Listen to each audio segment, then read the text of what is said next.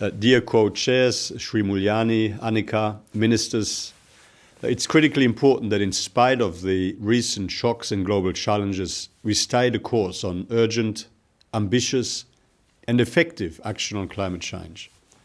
It was, of course, encouraging to see how in the lead up to COP26, more and more countries lifted their climate ambitions, making commitments to reach net zero emissions by 2050 at the latest.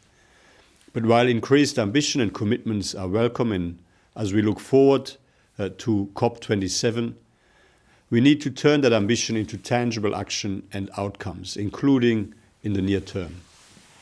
Our collective challenge now is to ensure that the level of ambition and effort on climate change can be lifted while maintaining a global level playing field and avoiding counterproductive trade distortions and carbon leakage.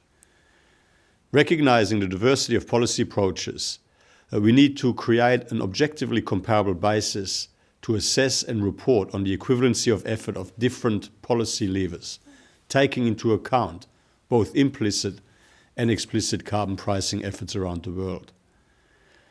The OECD's proposal for an inclusive forum on carbon mitigation approaches, which I highlighted during our coalition meeting on the finance day of COP26, aims to facilitate an ambitious but globally more coherent and better coordinated approach to carbon mitigation. The forum will assess and report on the comparative effort, the costs and the emissions impact of different policy approaches. It's about exchanging information about what works and what doesn't work when it comes to climate mitigation, so that together we can spread policy best practice around the world. Through this approach, the forum will provide a place for dialogue, ensuring that different approaches to climate mitigation are represented and that the potential negative international spillover effects of mitigation policies can be addressed. Drawing on the success of the OECD G20 process that paved the way for a landmark international tax agreement last year, the forum will foster engagement on an equal footing for all participants, including OECD members, G20 economies, and other interested countries, including least developed countries and small island developing states. It is my hope that this work will make a substantial contribution to the Coalition's own Helsinki Principle 3 on effective carbon pricing.